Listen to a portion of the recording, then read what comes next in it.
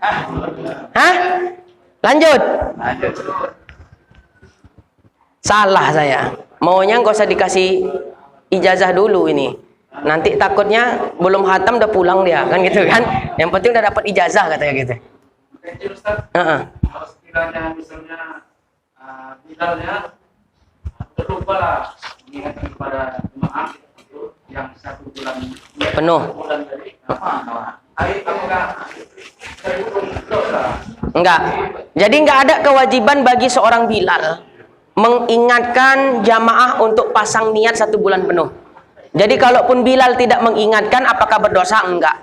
Ya, ini sebetulnya sifatnya itu personal, bukan kolektif. Personal itu maksudnya individu, masing-masing aja. Cuma enggak ada salahnya secara personal mengingatkan secara kolektif untuk pasang niat berjamaah. Ya, artinya dirinya sendiri mengingatkan orang banyak gitu. Bilal tadi boleh, tapi kalau dia nggak mengingatkan juga nggak ada masalah, dia nggak berdosa. Ya, karena itu sifatnya personal, bukan kolektif. karena kami ini lawannya kalau yang lama dia nggak ada seperti museum ini.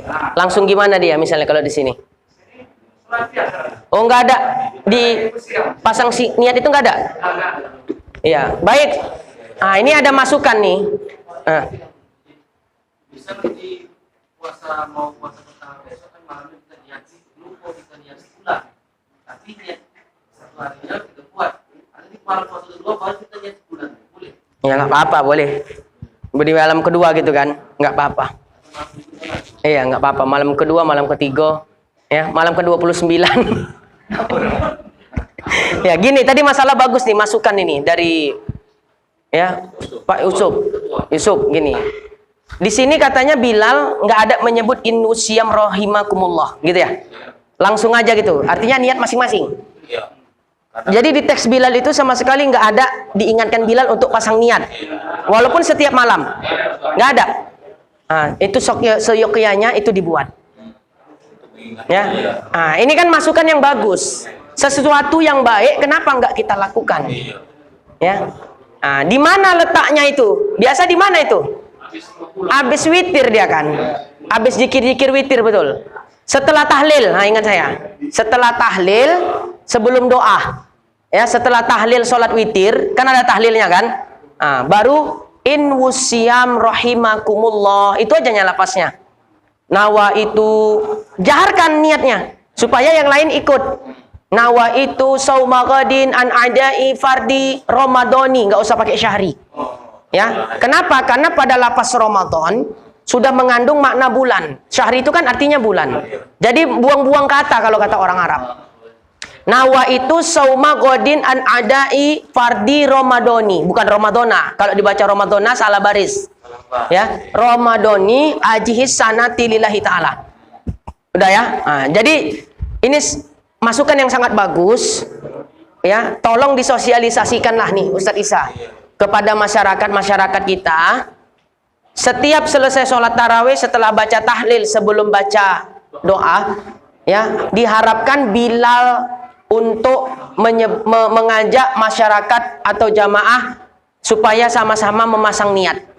Itu bagus. Kenapa? Kalau nggak bisa lupa nanti mereka. Kan gitu. Tiba-tiba muncul bid'ah, nggak pernah dilakukan Nabi. Sakarepu bilang. Ya, suka-suka hati kau lah kalau kata orang Medan. Ya, kalau orang Jawa bilang sakarepe dewe, suka-sukamu aja udah gitu ya. Nggak usah di sakarepe dewe.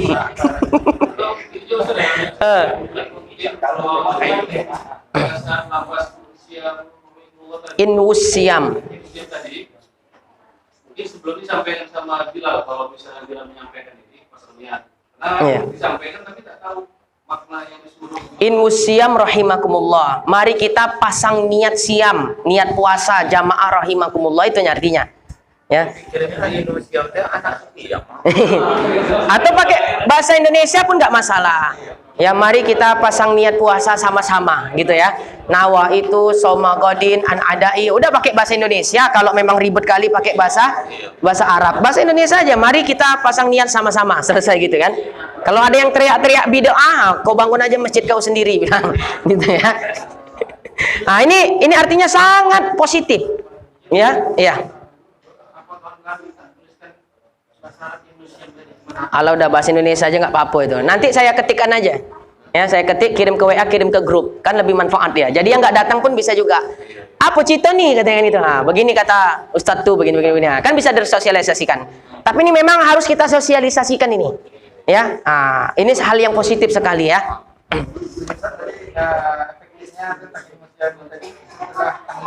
Iya, biasanya kalau di Medan sebelum baca doa. Udah ya. Khalas. Baik, kita lanjut. Kan dapat bahasan-bahasan baru yang memang sangat baik untuk kita lakukan kan gitu kan.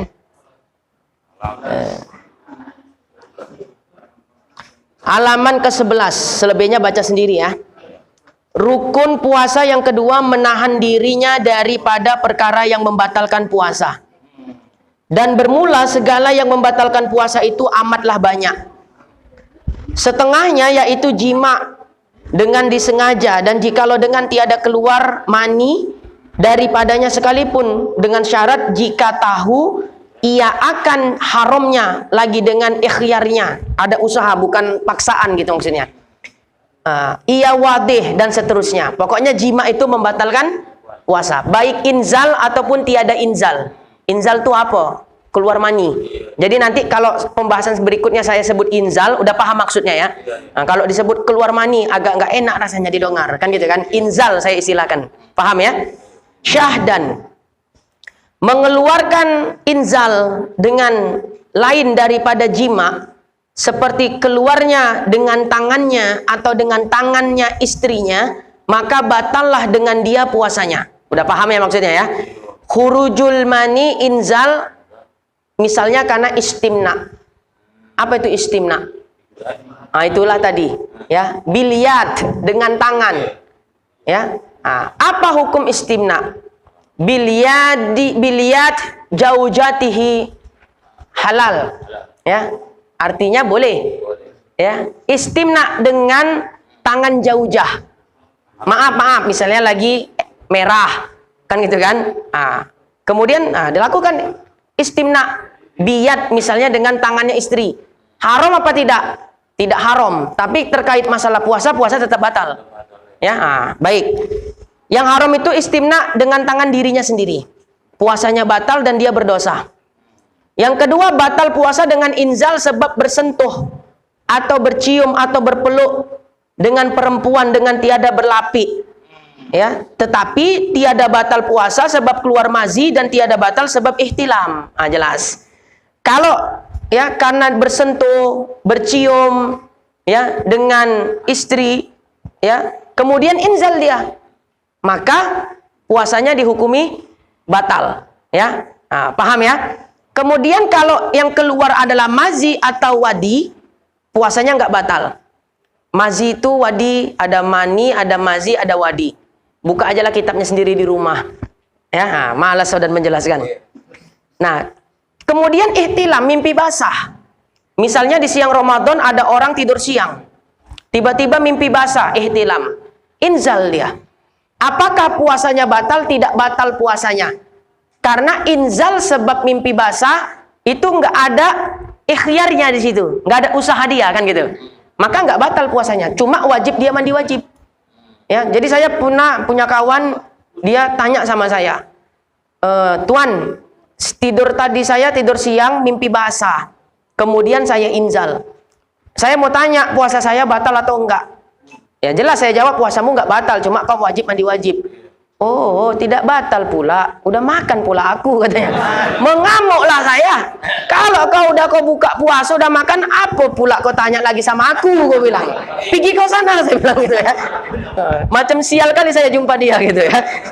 Itu dia. Itu kisah nyata itu. Ya, pernah saya alami kayak gitu.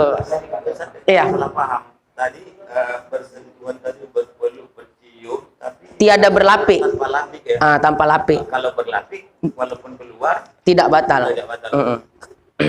Nah, baik. Tiada batal puasa dengan inzal sebab menyentuh farji binatang atau inzal dengan pikir dan menilik. Ya, nengok perempuan dia. Ya, tiba-tiba inzal. Kan gitu. Batal nggak puasanya? Tiada batal. Termasuk juga apa? Ya, Victor. apa tuh? Ya, pikiran kotor. Ya, Victor pikiran kotor. Menerawang tak kemana-mana inzal. Batalkah puasa? Nggak batal. Ya, itu disebut di situ ada. Yang listrik tengok Indal. Apa Ustaz? Yang listrik tengok Indal ya. Itu kalau kayak gitu cepat-cepat diruqyah itu. Ada setan dia tuh. Termasuk yang membatalkan puasa masuk sesuatu daripada segala in. Dan jikalau sedikit sekalipun ke dalam rongganya dengan disengajakan. Jika ada masuk ia daripada salah satu daripada segala lubang yang terbuka kepada rongganya. Adapun yang dimaksud dengan lubang terbuka atau jauf, ya, dalam kitab Arab namanya jauf, yaitu perut dan kepala. Jadi jauf itu apa? Perut dan kepala. Kalau masuk sesuatu benda sampai ke perut atau ke kepala, puasanya batal. Ya, walau masuknya nggak dari mulut. Misalnya kan contoh, ada orang puasa ditikam perutnya, kan gitu. Masuklah pisau tadi ke perut. Apakah batal puasanya? Batal, karena masuk ain ke dalam perut, walau tidak melalui mulut ataupun ya rongga yang terbuka lainnya. Yang penting sampai ke perut sesuatu tadi batal puasa. Nah, itu yang dimaksud dengan jauf dalam fikih. Maka syahdan yang pertama, tiada batal puasa dengan tiada berkhilaf tanpa ada perbedaan pendapat. Jika keluar dahak daripada otak atau perut dengan sendirinya atau keluar dengan sebab batuk atau lainnya, maka lalu diludahkannya akan dia pada dua masalah ini. Tetapi jika ditelannya akan dia serta kuasa atau mampu ia meludahkan dia kemudian daripada sampai ia kepada had zahir mulut, maka batalah puasanya dengan tiada berkhilaf. Maka jika turun dahak daripada otaknya dan sampai ia kepada zahir mulut, yaitu makhrarijul huruf ha, maka hendaklah diludahkannya akan dia supaya tiada termasuk sesuatu daripadanya ke dalam perutnya. Karena jika tiada diludahkannya akan dia serta kuasa ia atas meludahkannya, maka sampai ke dalam perutnya batalah puasa dengan dia karena taksirnya. Taksir itu kelalaiannya. Gini maksudnya. Ada orang batuk, naiklah dahak dari dada tadi ke tenggorokan. Terasa nggak tuh biasa? Terasa. Maka kita gini kan biasa, kan gitu, ya. Nah, itu mesti diludahkan dia, dikeluarkan. Setelah naik ke mulut, buang. Kalau sekiranya udah sampai tenggorokan, ditelannya balik dahak tadi, puasanya batal. Paham ya? Padahal dia mampu untuk mengeluarkannya. Atau terjadi gini, dahak tadi naik tenggorokan. Begitu mau dikeluarkannya, maksud dia nak mengeluarkan ke mulut. Tenggelam pula dia malah tertelan. Ya, batal nggak puasanya? Nggak batal, karena tidak kuasa dia, tak mampu untuk mengeluarkannya. Niat dia memang mau mengeluarkan, nggak sengaja tertelan gitu maksudnya. Paham ya? Ini naik dahaknya ke tenggorokan, naiklah ke mulut. Udah terasa kenyal-kenyal, kok manis pula nih ya katanya kan. Nggak jadi dibuangnya, ditolan dia lagi balik. Batal lah puasa dia. Kering tenggorokanku nih katanya kan gitu kan. Kan nggak ada yang tahu. Nah, lagi puasa kan, siang-siang apa namanya, fata morgana lah dia, seolah-olah lagi minum cendol katanya kan gitu kan. Batal puasanya. Mafhum ya? Termasuk dahak dari otak. Cemana pula otak berdahak? Maksud dia tuh begini, ada orang pilek flu. Ya, flu. Keluar ingus. Sudah? Keluar ingus, disedotnya. Rupanya keterusan masuk sampai rongga, kadang kan muncul di sini dia. Paham kan? Ketika muncul di tenggorokan, makharijul huruf ha tadi, had zohir, maka wajib diludahkan, wajib dikeluarkan dia. Nah, keluarkan dari mulut. Ya, kalau memang mampu dia. Kalau mampu kemudian ditelannya, batal puasanya. Ya, tapi udah diusahakan keluar, bukannya malah keluar dari mulut, malah makin masuk ke dalam sampai melewati had batin, makharijul huruf kha gitu kan. Maka puasanya nggak batal sebab ketiadaan mampu dia. Dia udah berusaha untuk mengeluarkannya, bukan keluar malah semakin tertelan. Ada orang nggak pandai buang dahak, ada kan? Itu dia. Akhirnya kejadian seperti itulah yang masuknya orang yang tiada mampu, tiada kuasa dia untuk meludahkan dia. Itu dia. Itu ludah. Dahak ya. Kalau dalam kondisi tertentu kan, atau dalam kondisi apa? Dalam kondisi tertentu ada keluar tiba-tiba dahak tadi pada saat sholat. Oh ya. Di dalam kitab Asyiah I'anatul Talibin karya Syed Bakri Muhammad Sato Dimyatil Misri, udahlah sholat puasa pula, gitulah dia. Naiklah dahak ke tenggorokan tadi. Kan puasa. Kalau kutolan ini puasaku batal, sholatku pun batal. Dinaikkanlah dahak tadi. Gitu kan, lagi puasa. Atau dari hidung, biasa nggak perlu gitu udah masuk dia gitu kan, ke rongga. Gimana ceritanya? Wajib dikeluarkan atau tidak? Kalau ditelan puasa batal, sholat batal. Wajib dahak itu dikeluarkan. Walau lagi sholat. Caranya mengeluarkannya ke pakaian dia sendiri. Ya, boleh ke ujung sorbannya kalau panjang. Atau ke pakaiannya, ludahkan ke arah kiri. Gitu. Ya. Urusan jorok nggak joroknya nanti. Sekarang itu najis apa enggak kan gitu. Kan nggak najis, sholat tetap sah. Ya. Tuh jangan pula awak. Dahak. Lengket di baju orang. Awak pun bingung nih. Orang yang di depan awak pun kok teles-teles iki ya katanya. Kok basah-basah ya katanya. Begitu salam-salam awak pun salam pertama aja nggak pakai kedua, assalamualaikum langsung kabur. Ya, takut. Orang tadi pun dipegang-pegangnya gini. Iya, apa ini ya katanya dipegang. Kurang ajar katanya. Siapa ini yang buang dahak di bajuku katanya. Ah, itu dia. Khair. Jadi adabnya gitu dia. Kalau dibuang di lantai nggak boleh, apalagi sholat di masjid, hukumnya haram mengotori masjid. Jadi membuangnya, meludahkannya ke pakaian kita sendiri, bukan ke pakaian orang. Dah, khalas. Iya. Sama hukumnya sama makanan sendawa. Kalau juga sendawa tapi keluar. Sama. Kalau memang dari perut dia, dari pencernaan, wajib dikeluarkan. Sama muntah. Muntah sengaja, muntah tak sengaja tak batal puasa kan gitu. Tapi kalau sisa-sisa muntah udah naik ke mulut tertelan lagi itu batal puasanya. Nah, itu yang kurang disadari. Ya, udah najis, memang ada sisa ainnya dia kan gitu kan. Nah, itu yang kurang disadari. Kemudian halaman 13 syahadan yang kedua. Batal puasanya jika dititikkan air atau minyak atau barang sebagainya pada batin lubang telinganya, yaitu bahagian jari yang tiada sampai padanya. Adapun masuknya air sebab mandi karena menyejukkan badan, batallah puasanya dengan dia, dan tiada batal puasanya dengan sebab mandi wajib dan sunnah. Demikian juga jika dimasukkannya kayu atau barang sebagainya ke dalam lubang telinganya, maka sampai ia kepada batinnya telinga, batallah puasanya dengan dia. Ustadz, ketika mandi masuk air ke dalam lubang telinga, batal nggak puasanya Ustadz? Nah, lihat dulu, mandinya mandi syar'i atau mandi adat. Mandi itu ada dua, mandi adat dan mandi syar'i. Mandi adat itu mandi menyejukkan badan. Itu tadi mandi kita biasa waktu pagi sore. Pagi kita mandi nggak sebelum aktivitas? Mandi. Sore setelah selesai aktivitas mandi. Itu kan mandi adat, mandi biasa. Ketika mandi adat, mandi biasa, masuklah setetes air ke dalam lubang telinga, puasanya batal. Ya walau tak sengaja. Makanya kalau kita mandi Bapak Ibu dalam kondisi berpuasa dijaga-jaga kita. Ya, jangan sampai air masuk ke telinga. Cemano, tak usahlah basahi kepala Ustadz, bisa. Jangan semangat kali. Buah, jebar-jebur apa, mandi apa namanya, bebek ya. Kalau orang bilang, semangat kali dia. Pelan-pelan saja menggayungkan air tuh. Ya, pelan. Supaya jangan ada air masuk ke lubang telinga. Paham ya? Nah, kalau mandinya mandi wajib atau mandi sunnah, masuk air ke telinga, puasanya nggak batal. Contoh yang relevan itu gini misalnya. Kita mau sholat Jumat. Orang yang sholat Jumat sunnah nggak mandi? Sunnah, mandi sunnah Jumat kan? Termasuk mandi syar'i nggak? Termasuk mandi syar'i. Ketika mandi sunnah Jumat, dalam kondisi berpuasa, masuk air ke dalam lubang telinga. Apakah puasanya batal? Tidak batal. Karena mandinya mandi syar'i. Udah jelas barangkali?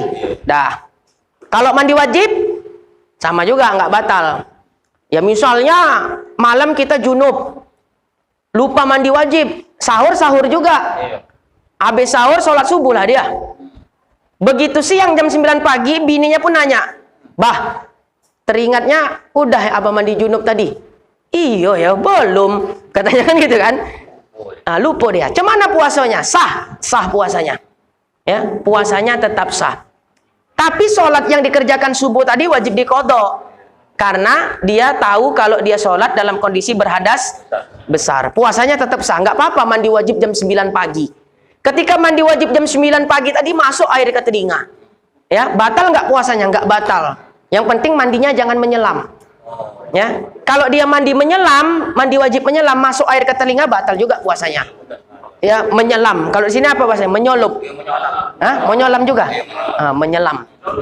Mencolup.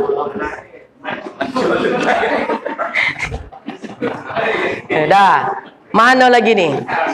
Yang ketiga, jika mengobati seseorang akan lukanya pada betisnya atau pahanya, maka sampai obat itu ke dalam sumsum betisnya atau ke dalam daging pahanya, tiada batal puasanya. Demikian juga dicucukkan jarum besi ke dalam daging pahanya, tiadalah batal puasanya akan dia karena tiada di sana rongga terbuka.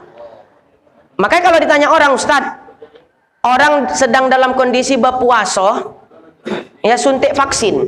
Nah, itu kan relevan dengan kondisi sekarang kan? Batal nggak puasanya Ustadz? Tidak batal. Karena mencucukkan besi ke dalam bahu atau paha. Besi itu paha dengan bahu itu kan bukan termasuk jauf. Jauf tadi apa? Perut dan otak. Ya makanya kalau orang ditikam tadi batal puasanya karena masuk pisau tadi ke dalam perut. Ini kan jarum suntik. Ya, vaksin di paha atau di paha atau di bahu. Ya, apakah batal puasanya? Enggak, karena ini bukan termasuk jauf. Paham ya kira-kira ya? Jadi orang yang puasa kalau hendak suntik vaksin, ya maka tidak batal puasanya. Suntik vaksin ya, bukan suntik yang lain. Suntik yang lain itu bisa kena kafarot. Suntik yang lain bisa kena kafarot, nggak paham. Atau pura-pura luka. Virus tadi itu ya. Kalau itu ingat aja tuh, langsung hafal ya. Iya. Kan nggak boleh zohir-zohir kali bahasanya kan Ustaz. Ilmunya aja tuh ya.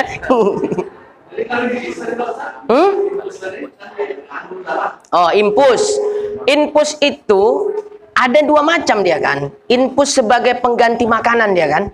Ada infus masukkan obat. Ya. Infus sebagai pengganti makanan jelas batal puasa. Ya, tapi kalau infus pengganti obat ada ulama yang mengatakan tidak batal puasanya karena beda dia fungsinya. Cocok mantri nanya itu kan gitu kan. Iya. Pada dasarnya kan kalau itu kan sakit. Terus? Sakit kan berarti boleh tidak berpuasa. Kan sakit tadi kan ada kriteria yang boleh nggak puasa. Itu dia judulnya. Kan ya kan, jangan lupa dia. Nah, kalau sakit hati ya nggak bisa. Ini nomor 5 penting nih. Pengudutan tembakau. Oh, ya. Apa tuh? Pengudutan tembakau. Mazhab Maroko, ya, mazhab Maroko. Ya. Pengudutan tembakau membatalkan puasa. Apa tuh? Pengudutan ya. Intisari. Ya. Pengudutan tembakau membatalkan puasa. Maka tembakau apabila disampaikan asapnya kepada rongganya, maka batalah puasa. Ya, puasanya dengan dia pada Syekh Ibnu Hajar dan Syekh Ziyadi dan Syekh Barmawi dan segala mereka yang mengikuti dia, dan adalah asap tembakau itu dibilangkan ain. Asap itu termasuk ain gitu ya. Pada uruf seperti yang didengarkan daripada ahlul uruf. Kesimpulannya sederhana, merokok dalam kondisi berpuasa apakah membatalkan puasa? Puasanya batal. Tapi nggak dimakan rokok tuh, asapnya kan masuk ke dalam. Ya, asap itu menurut ulama ahli uruf, asap itu terbilang ain. Maka kan masuknya suatu benda ain ke dalam rongga terbuka bila telah melewati hadnya, maka puasanya batal. Asap itu bukan masuk sampai sini lagi, tapi udah sampai ke paru-paru dia kan. Asap rokok tadi itu kan. Makanya ulama mengatakan merokok itu hukumnya batal. Bisa nggak menjamin sekarang kan gitu kan? Nggak bisa, sulit. Makanya apa sih? Mubalago asap tuh ya. Merokok boleh, yang penting jangan mubalago asapnya. Bisa juga. Buat mazhab baru maksudnya. Mazhab sendiri. Iya. Kalau kita cerita-cerita akal-akalannya, ini ya kalau cerita rincinya, ada juga ulama memang mengatakan bahwasanya pengudutan tembakau itu tidak membatalkan puasa. Ada yang berpendapat demikian, tapi pendapat itu dibantah. Setelah beliau mendengar penjelasan dari ahli uruf bahwa asap itu orang merokok sedikit atau banyak pasti masuk ke dalam ain. Ain tadi, asap itu termasuk ain. Orang yang merokok sedikit atau banyak pasti asapnya masuk ke dalam jauf, melewati hadnya. Ya, akhirnya ulama yang tadi membolehkan merokok bagi orang berpuasa tidak batal puasanya, akhirnya dia merujuk pendapatnya. Oke lah, dulu aku mengatakan tidak batal puasa karena sebab merokok. Setelah saya mendengarkan penjelasan Anda dengan bukti-buktinya, saya rujuk pendapat saya bahwa rokok itu dapat membatalkan puasa. Nah, itu ada kisahnya itu. Ya, ada kisahnya. Kawan di samping Ustaz yang ngisapnya dia jangan merokok. Nah, di samping kawan dia nggak merokok, tapi kawan tuh merokok asapnya. Ya, kalau ikut pendapat asap itu ain tadi, bisa juga berpengaruh kepada puasa dia, bisa rusak juga puasanya. Nah, itulah hati-hati dia. Tapi kalau terhisap asap rokok batal. Nah, inilah yang ditanya tadi Pak Isa tadi itu. Kalau selain asap rokok Ustaz, asap bakar sampah segala macam, atau ibu yang memasak di dapur dengan kayu bakar itu lagi. Iya, begini. Pertama, dalam konteks rokok itu beda dengan apa, kan ada bukhur, ada dukhon. Kan gitu kan dalam fikih itu kan. Beda dengan itu secara umum. Ya, maka asap masakan dihirup itu nggak batal aroma makanan. Ya. Rendang udah mengisap kali perut. Ngisap wanginya aja pun jadilah. Katanya tuh ya. Batal nggak puasa ya? Nggak batal. Ya. Jadi ada pemisah dia di situ.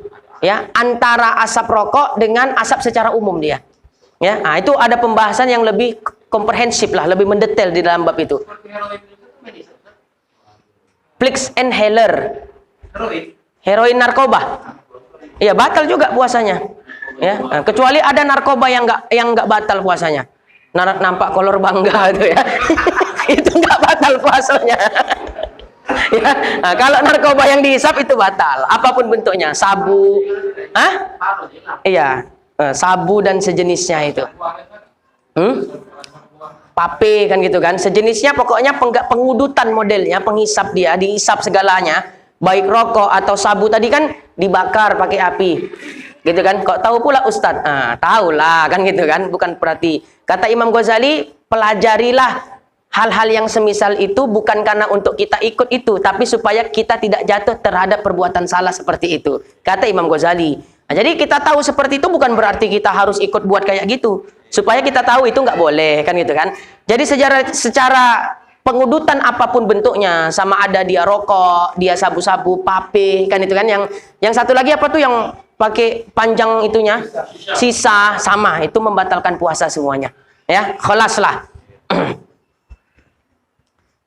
Kemudian 7 menit lagi.